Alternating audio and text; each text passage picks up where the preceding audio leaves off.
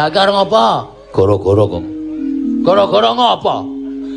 Gara-gara kewajibane awake dhewe. Aku wis ora arep netepi kewajiban nek carane. Uripku wis krekoso kok netepi kewajiban. Awang do ndelok aku do seneng do guyu. Ning uripku sing ngrekoso.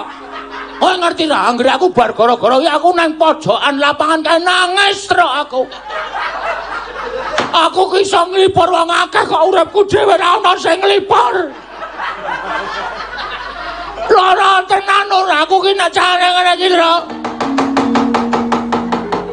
Tan samar pamoring sukma. Oh. Sinukmaya winahya ing asepi. Om pambukaning warana tarlen saking liyep-layape ngaluyup. Om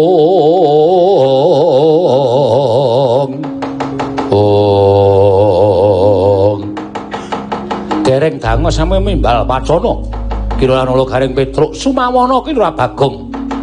Kedadak ingkang angglolo nggih anangis nenggih garwane iki ora Bagong dupi mulat rawuhipun ngroko kekalih sigra medal saking patunggon.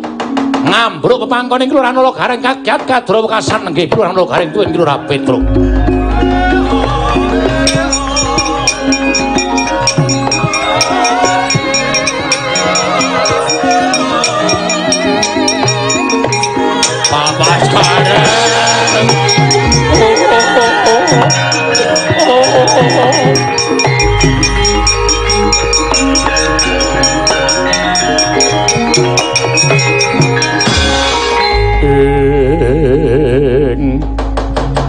Punatwata mirah ingsun prihatin waspa kumijil tuda tanpa karya.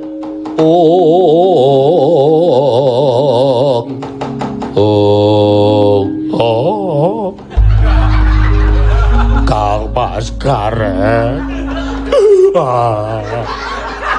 Ose iki ngapa iki? Iki ngapa wer? Bojomu kok metu saka omah kok ambruk ning pangkonku nangis glogo iki ngapa iki? Ngopo Gong tok kapake Gong?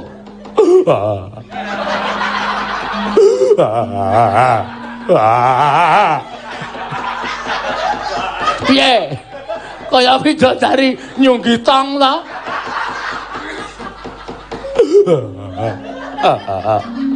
Kula suwun pekacoban. Kula suwun pekacoban, Kang. Ora, Gong. Ora tok sik. Dik kowe tenguka sing apik, tenguka sing apik. Isih kula. Kula isih. Kula isih. Loh. Raimu kok kaya ngono iki ngapa wae?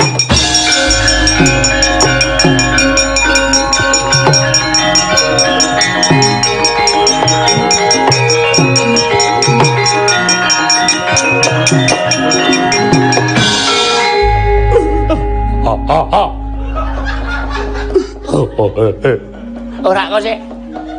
Kok mripatmu biru? Bathokmu menjata ngono apa?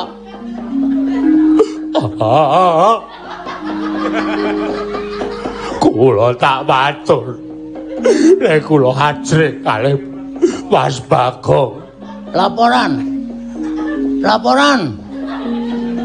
Menono sing belani, laporan. Gawe aku tak ngikir graji. Sik to Gong, sik Gong. Kusike kowe nek nganti main-main musuhmu du bojomu lho, aku lho. Iki bojo lho, Gong. Tok kapake kula badhasaken matur. Sakit payah kula. Kula suwun pengadilan. Napa sing kula lakoni niki mergo kula kawrat lan keboti kalih Kang Mas Bagong. Mundur. Kene mundur kene. Nek wedi nang mundur nang mburine Bagong mundur kene. Nek Bagong macem-macem tak dupakane raine. Kok kaya ngono kowe, Wer?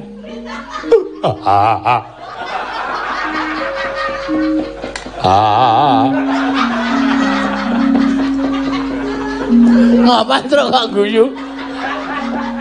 Iki aku wong wedok nangis kok kaya ngono. Heeh. Ora sik saiki tak takoni. Ngopo, Gong?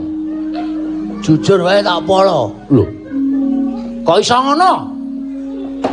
Kok kowe tumindak kaya ngono nalare piye? Sing jeneng garwa ki sigarane nyawa, bojo kuwi kanca urip tekan sok kapan wae. Ngono. Tur bojomu ya wis ngladeni karo kowe. Apa sing dadi penjalukmu nek iso-iso bojo ki aja nganti gawe kuciwaning wong lanang.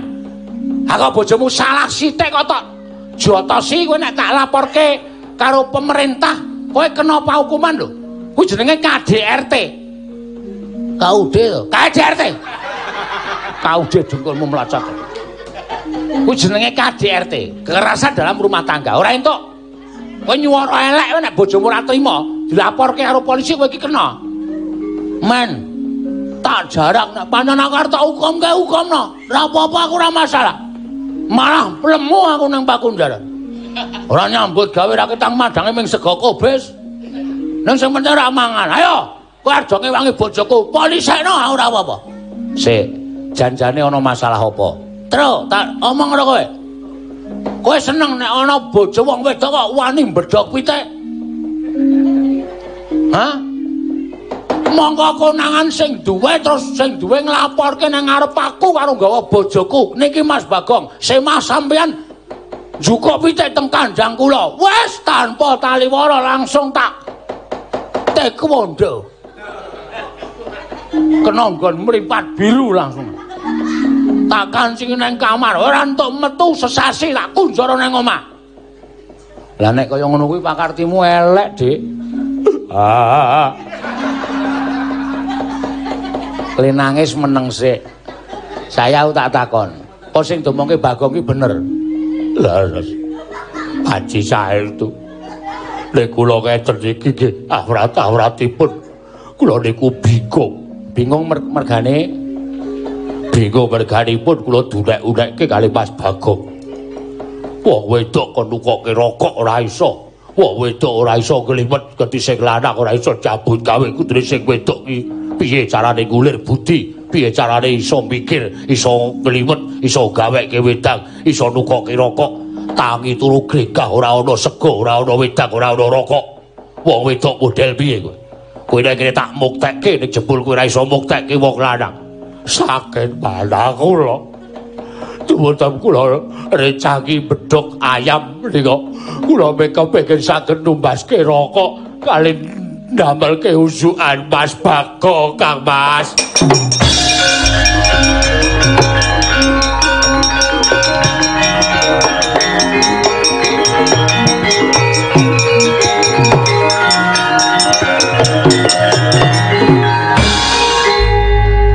Ngono kuwi apa wis pas? Nek ngono kuwi apa wis pantes kowe dadi wong lanang? Sing kudune iso nyukupi rumah tangga kuwi kowe nduwer pok solo pok. Kowe ora duwe hak nembung karo bojomu, tukoke rokok, liwetke gaweke wedang. Monggo kowe ora nyambut gawe. Monggo kudune wong lanang ki ngayani karo sing wedok. Ngono. Ora sak penakmu dhewe. Kowe aja menang-menangan dhewe. Nek kowe nganti nyempalani bojomu, kowe ngajar bojomu kaya ngono, mergo dasar perkarane kaya ngene, ora sudi aku ngaku adi karo kowe. Aku ora sudi duwe adi sawijining wong lanang sing kurang tanggung jawab kaya ngono kuwi. Iki nek nganti dingerteni tangga teparo, wirangmu ora mung nang kowe tok, Gong. Ning aku karo Petro ya melu wirang, mergo duwe adi sing pangertine kaya ngono kuwi.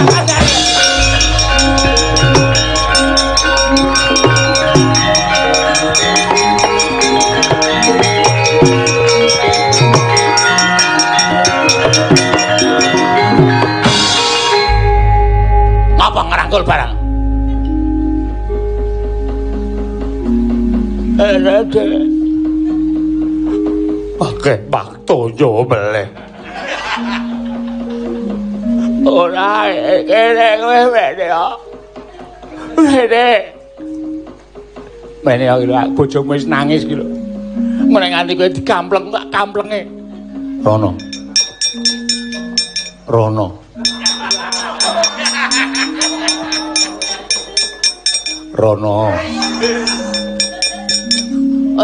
serot ndasmu lho, Truk. Aku ki ngakon bojomu mrono kok. Boten jawaban. Ora mripatmu sakit. Bathukmu sing tak tendang kowe mau ya lara. Sakit. Sepatu bal tak obonge mengko. Wah, ale nendang go sepatu bal kok, Truk.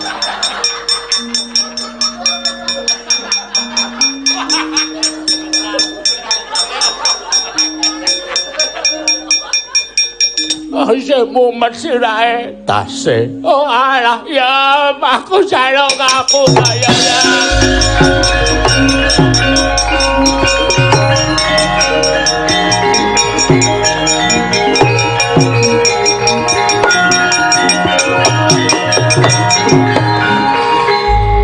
Aku jaluk ngapura. Aku sumpah, muga-muga sana aku ketemu wong ana perkara, aku ben dantel mataku. Karo men ditendang nganggo sepatu bal. Nang kudu golek perkara karo pemain bal-balan. Ha iya. Boten dados napa. Njaluk aku lah ya. Nggih. Ora, tidak ada harusnya aku berkata begitu. Nggih. Ngono ki rak Padang to, Le? Padang. Madang, Padang. Tak kira nek Madang. Nggih mboten napa-napa. Reng, apa? Truk. Ora melu gara-gara Reng. Lho, ngapa? Gandeng ndara-ndara ya wis ora peparing mergo kahanan kaya ngene. THR uang pesangon ya wis diirana. Aku njaluk pamit ya terus sementara aku tak lungase. Oh iya, lar nendi? Aku arep golek gawean sak entuk-entuke. Arep nendi, Kong? Wis pokoke sing penting iso nggo nyukupi karo bojoku karo anak-anakku. Ya nek niate ngono ya wis ora apa-apa. Yem wonten dawuh. Aku tak lunga ya. Nggih. Ning sampeyan mboten gadah sangu napa-napa. Wong budidaya nek perlu tekaning pati tak lakoni. Truk. Tetep omah te bojoku ya, Ren. Ya. Ya nek aku engko ora mulih. Cilike 3 dina, gedene 7 dina, pesthene nek aku mati kaliren ning dalan. Gong ora ngono kuwi, Gong. Ora usah ngregon-ngregoni aku. Iki rasa tanggung jawabku. Apa pesthene nek aku mati kaliren ning dalan. Nek engko aku mulih aku iso nggawa raja kaya luwih kuwi aku iso duwe derajat pangkat tenan kowe tak jak mukti. Dek sampeyan dapur lali kalih kula. Ora. Teng kutha niku kathah sesawangan sing apik-apik, kathah sesawangan sing endah-endah. Mengke nek pun entuk sesawangan sing apik kalih kula lali. Ora wis to, sumpah aku ora bakal lali karo kowe. Nang sing wigati aku ikhlas nase ya Reng aku njaluk wektu 3 dina tekane 7 dina. Mesti ana kabar aku mukti apa mati Reng. Wah, sing hati-hati ya, Kang, sing hati-hati.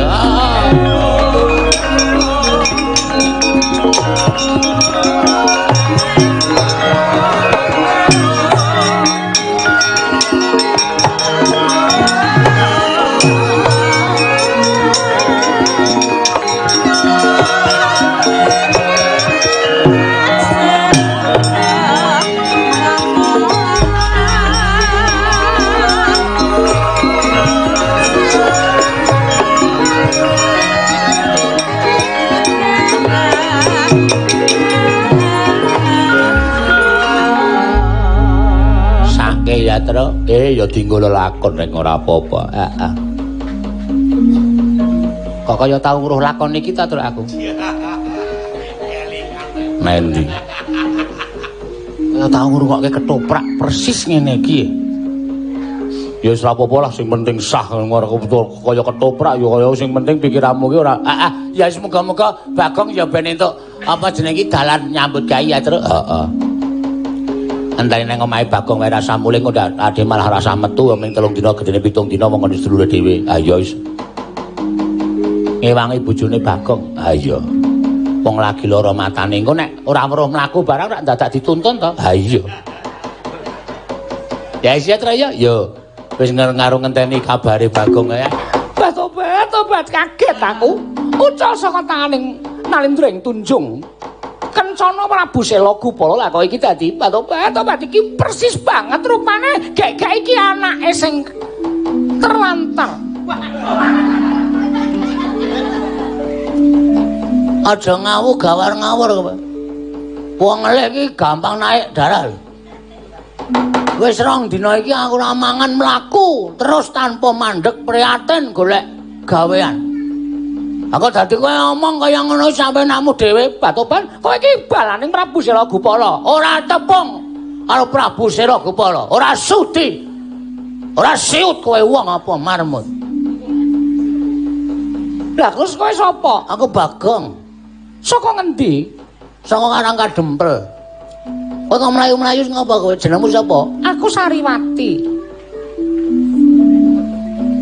Sari Murni, Sariwati. Kok kaya minumang. Mlayu-mlayu ngapa, Sar? Aku dioyak-oyak Nalendra saka ing Tunjung Kencana jenenge Prabu Selagupala arep dipek bojo. Aku iki dioyak-oyak ratu arep pek bojo kok. Emoh. Wong wedok ngendi to sing ora kepengin mukti, wong wedok ngendi sing ora kepengin kecukupan apa-apane iki nek dipek ratu ki langsung gelem Batoban. Dudu watakku ya dudu watakku. Aku duwe watak.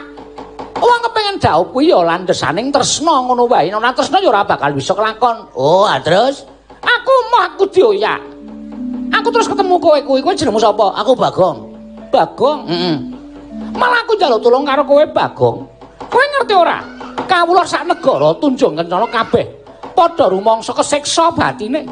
Merga disababake tingkah laku ning Prabu Selagupala ing watak Angkara Budi Candala.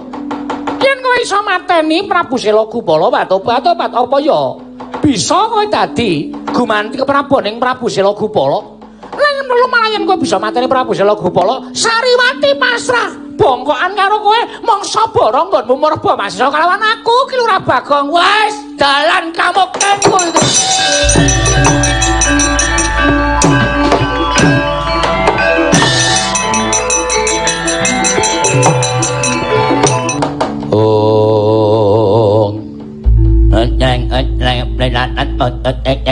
Waduh cilaka iki.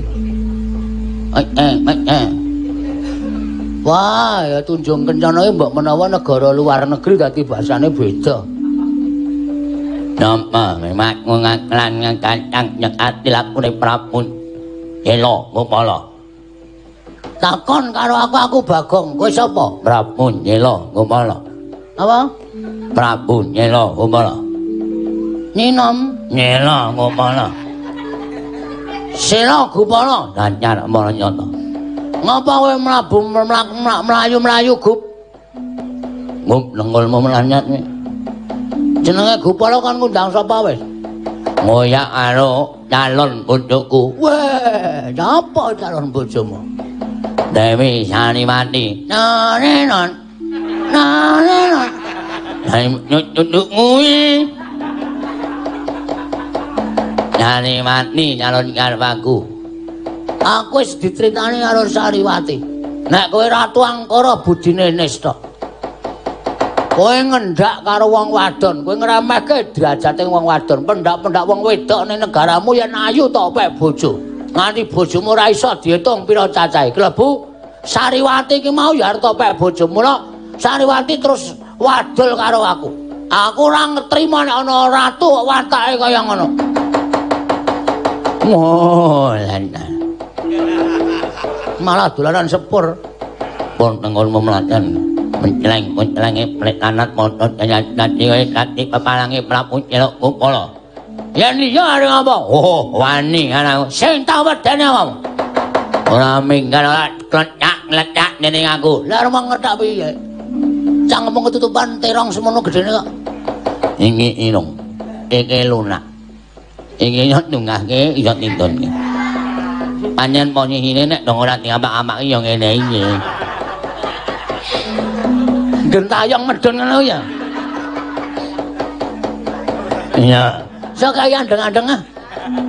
Men ketok piye ngono. Ana nang kolak nak ning awakne.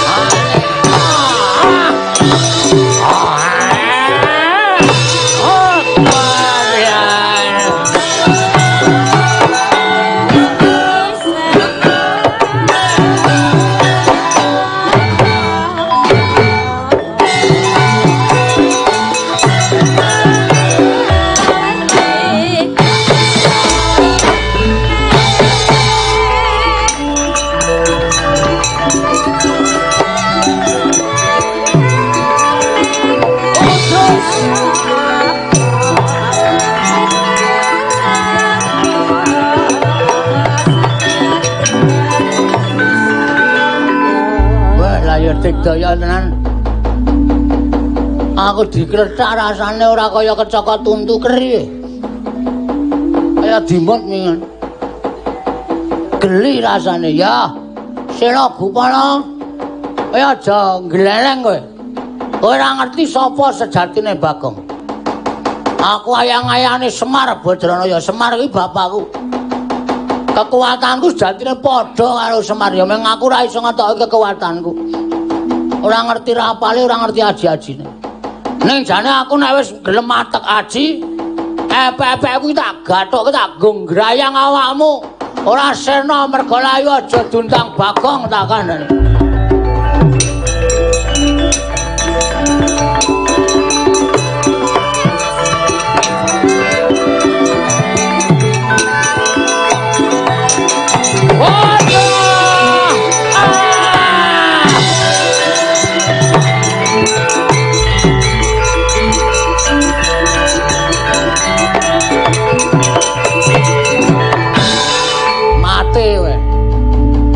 Letak tanpa nyawa. Genah negara Tunjung Kencana komplang ra ana ratune. Ya sandangamu tak nggone. Gula Gupala.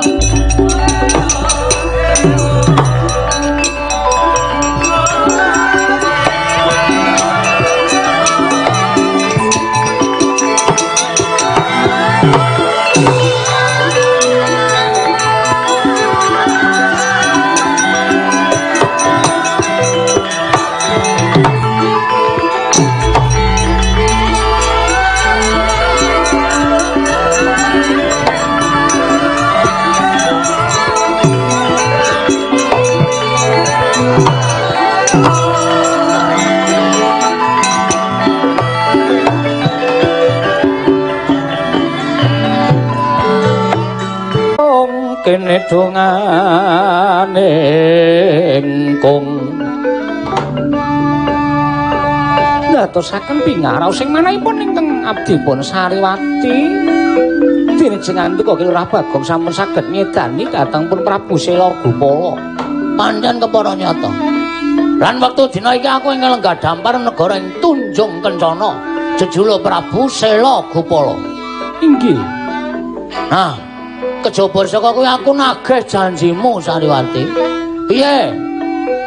Kowe nalika semana pasrah bongkokan aku iso mantani Prabu Sela Gupala. Terus kesutupun nasar partasanmu. Apa kae jenenge?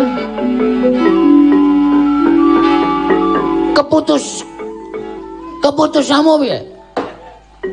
Kula namung ngantun nderek nanging kula menika sampun prasetya. Prasetyamu kula mboten kepengin ngladosi kakung ingkang sampun ngagungan garwa.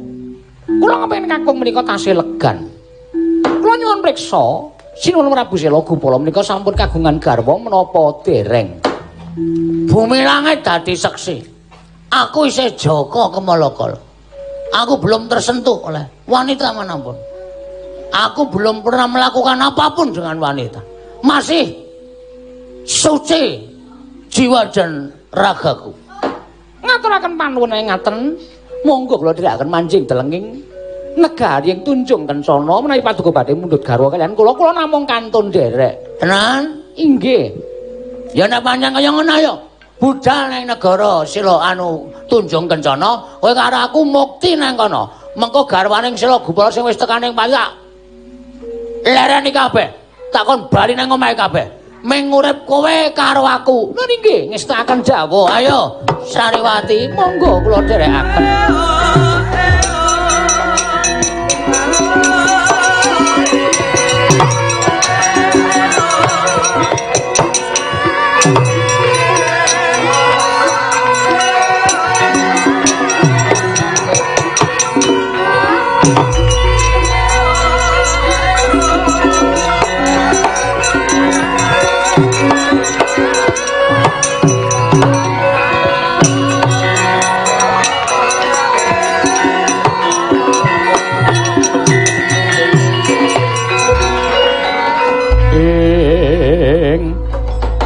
Tan samar pamoring sukma sinungmaya winayu ing asepi sumimen telenging kalbu pambukaning warana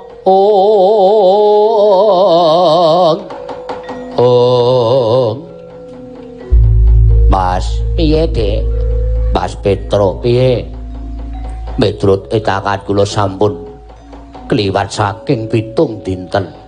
Lekang Mas Bagong derek caos parikabar napa-napa. Lah terus mau bengi sewengi wis nangis lho.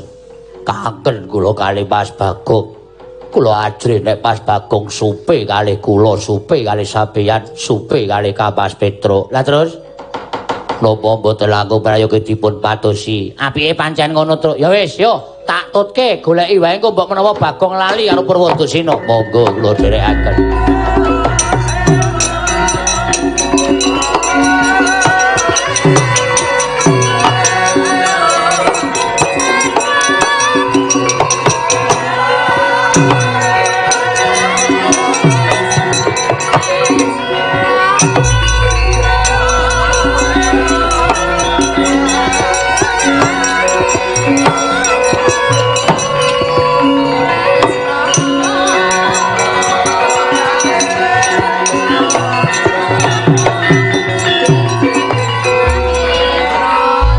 Maremeng pun Kakang ingkang wis bakal bisa dhaup astel miyat karo kowe Sariwati. Inggih pangeran. Semanten ginatian pasuryanipun panjenengan menika kados mangkaten nanging kula ugi tresna lan panjenengan. Aduh nyawa-nyawa jimat kula. Aku pengen gandrung kowe Sariwati. Kula semanggaken badhe nyekar menapa gandrung menapa. Ayo kanca. Lho, wong gandrung ngantresnan kok gugur gunung. Wis aku meng kuwi. Sanesipun menapa ya? Dadi ati menapa terus ora dadi iwak enak. Mane dadi ati, dadi gule apa dadi tungseng temonjo. Men dadi ati engko ngapa? Sae-sae le nembang. Inggih ngestakaken dawuh. Gegarane wong akramin rungono Patobat suarane kasar ning apik. Heeh. Aku duwe geng jenenge Sariel. Menapa menika? Kasar tur ngeyel. Tutu panda tutu rupa among ai ati bawi tane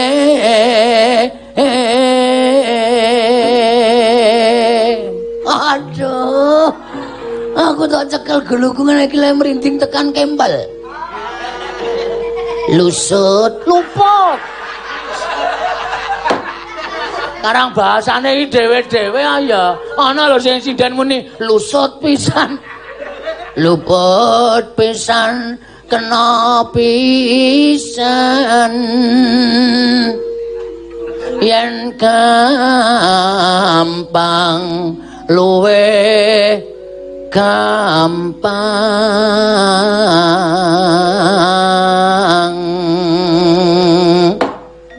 Nuwun sewu sinuwun menika nuwun sewu menawi ngresiki waja menika agem menapa. Akarang wong desa ya mung nganggo bata. Sapunika dados Nalindra ya kedamawi. Nuwun sewu ingkang langkung sae. Apa? Hah? Sing apik apa sing ngarang dhewe? Pertama, lho. Ngresiki waja nganggo pertama. Maksudnya digebek sik. Terus tekan ndi mau? Tekan ndi diajeng Sariwati? Sariwati, kula piyambak mboten mangertos. Luput pisan. Wah, kelangane kok. Wong ya ora iso nembange kok. Luput pisan kena pisan yen gampang luwe gampang yen angel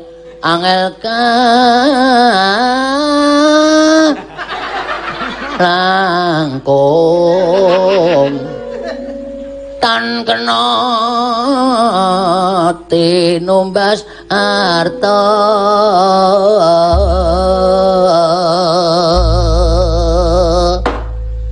lara ning lara nora kaya apa wong kang landang uyung mangan ratoyan rajena dolan nang weteng lara mong kudu weruh wateng ati do kusuma asu ayu babalong janur kowe usada wong kang nanda apik gugur gunung Sariwati namung kula nderek obat-obat kula nyuwun pangapunten sinuwun menika sajaipun wonten tamu lho ora met pasang kalipan tabek sapa tamu wani wis jaya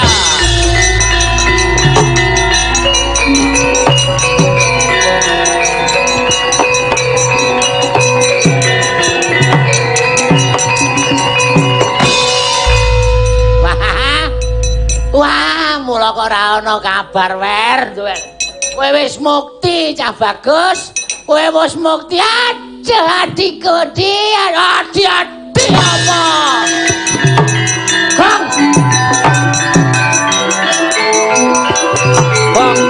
apa boten iki terbabar pisan boten wonten pekabaran Mas sampeyan mus mukti kawibawa kagem busana kados mekaten Mas Bagong kula ingkang garwa Mas Bagong bocah-bocah iya banget manungsa rata-rata batu sama ngatur Mas Bagong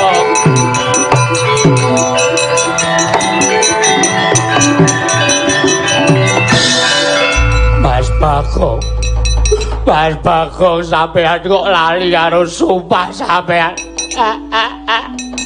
Kowe kensingan apa, Wer? Aku kakangmu Gareng. Aku kakangmu Petruk Lugong sing kok nunggu bojomu kowe golek gawean. Saiki bareng kowe dadi ratu, kowe mukti kok kowe lali karo bojomu. Bar, kula suliyem. Kula bojo sampeyan, Mas. Piye? Muni kepiye kowe? Hah? Aku ki ratu, Bagong sapa? Bagong wis almarhum. Ora ana Bagong. Sing ana Prabu Selogumara. Sampeyan Mas Bagong, kowe ora pikan keprok watu jasmu kepas. Ayo terus. Apa banget?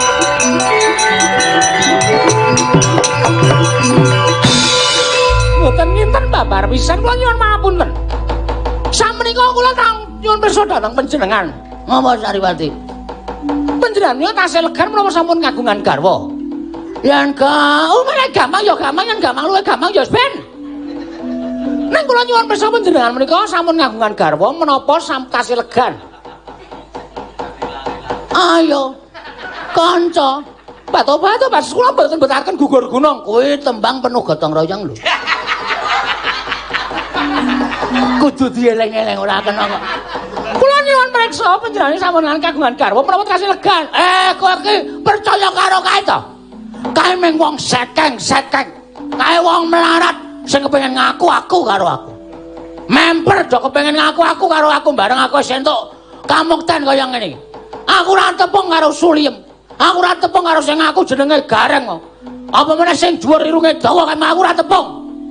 Kowe percaya masmu apa? Percaya wong kere-kere kae? Beto-beto. Menika mangke badhe mboten saged dadosanipun lho sinuwun menawi sing ngandika sinuwun. Prabu Sela Gupala mboten ngakeni dhateng garwa aku iki. Nek kowe ora percaya, kae tak oyahe tak keprukane watu sirahe Pak. Beto-beto.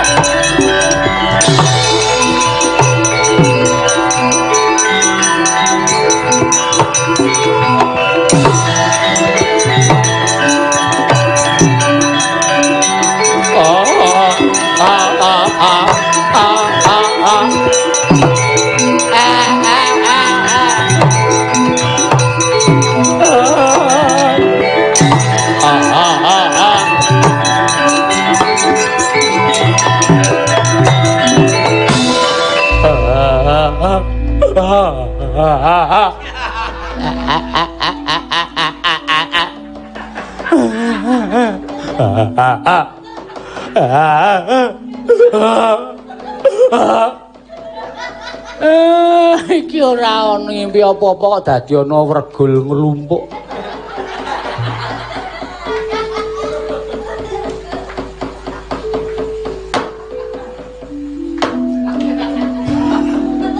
Wong padake regul. Rama Semar. Iki rak Suliem to? Nggih. Ngopo Gareng barang kok nangis Petruk kok nangis? Ngaturaken ketiwasan, Pak. Nalika semanten kula niliki Bagong teng griya. Bagong niku arep nglalu merga kahanan uripe. Bagong wis mala bojone merga keluputan terus Bagong eling sadar nek apa sing ditindakake niku kleru. Iso. Bagong terus lunga titip bojone kalih kula kalih Petruk.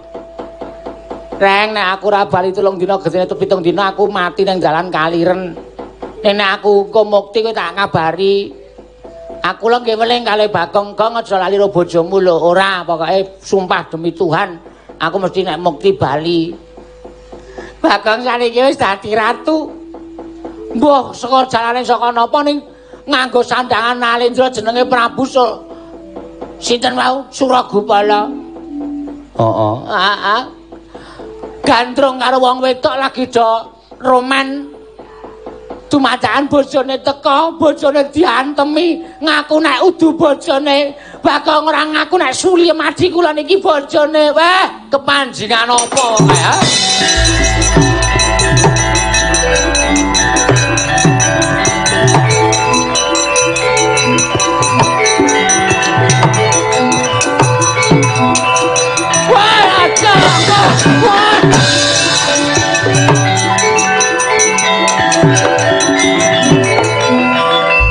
Sing matane kira aku ngene.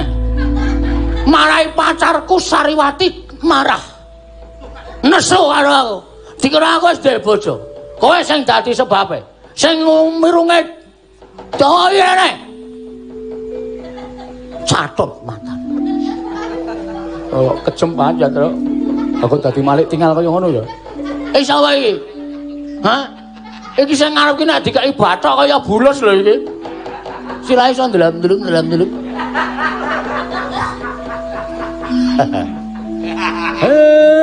Kowe kok dadi kaya ngono iki ngopo to, Dole? Apa merga nggonmu saka prihatin sing banget tumuli kowe entuk kanugrahan dadi wong mukti, dadi wong cukup, wekasan iso malikke. Pamikirmu kowe dadi wong sing uraan, dadi wong sing angkara murka.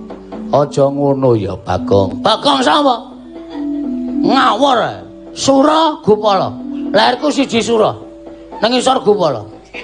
Mula jenengku Suragupala. Lah ku lair nang ngarep SMKI.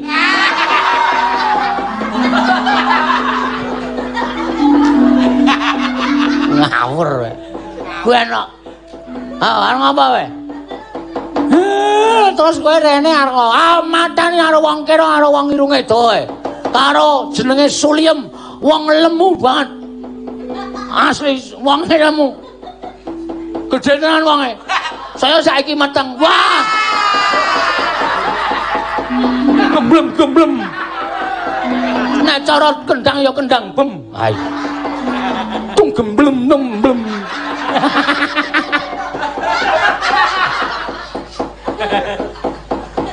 Sanggo latihan kendang karo bojone men. Kon mbrangang terus sirahe keplak itu blong tam blung.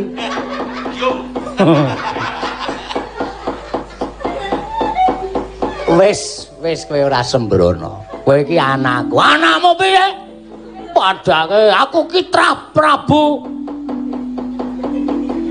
Sawise aku isih turuning Prabu Begawan Wisrawa.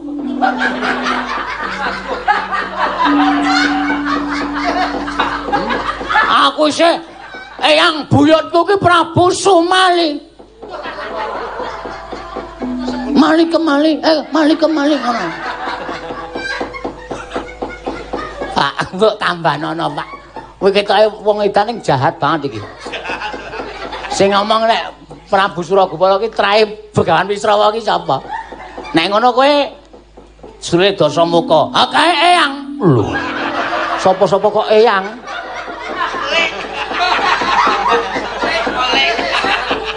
Mula aku kejem. Mula aku wengis. Wengis lahir batinku. Mergo aku pancen turuning Prabu Sumali. Aku isih nasanake Prabu Kunjara Karna. Wah, serem kabeh.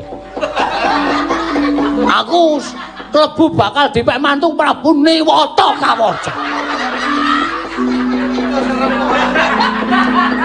Wajah. Seswane Rama Bargawa. Ayo, areng apa kowe? Aku nek digdaya ya digdaya. Aku kekasih yang Sanghyang Bathara Wenang. Kelangenane Sang Asih Purana. Ya Sang Asih Purana ya asih bu bakule lotek. Saedian ora. Hah, arep apa? Ngapa Mir? Kok Mir? Ayo kowe, kapokmu kapan kowe? Tepung ta? Ora iso. Aku nggon aku ki nek kata-kata terakhir ki mesti tambahi Mir. Arep nanti Mir ngono kuwi. Kuwi kata-kata terakhir nek cara Bantur iya Je ngono kuwi. Lah jene iku nek cara nggon aku Mir. Ayo jajan Mir ngono kuwi meng kata-kata dialog adat budaya. Pancalya terus yo. Piye? Padake becak aku. Arep pancal ki sing numpak sapa? Ora macem-macem kowe. Ucap kacarita. Salebeting Prabu Suragupala. Nalika semanten duka yasinipe panandene iki Lurah Semar katingal komat kamit tutukipun angrangepal daya pangruwatan nenggih kulha balik caraka balik den tamakaken dening Ki Lurah Semar wonten dadaning Sang Suragupala. Oncat digya kala Suragupala ingkang suwus badan sukma kemanjing angganing Ki Lurah Bagong.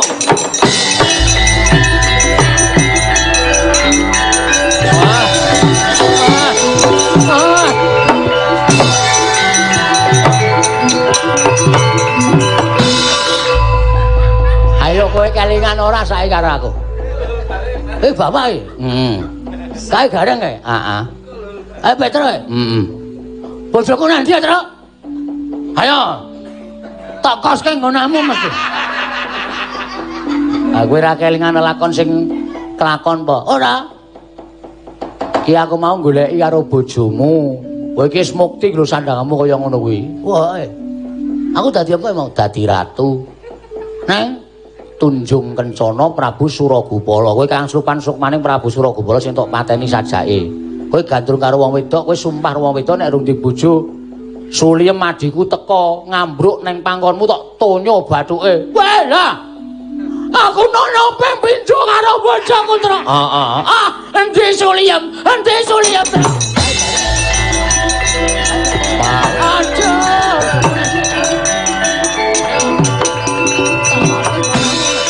Kowe tak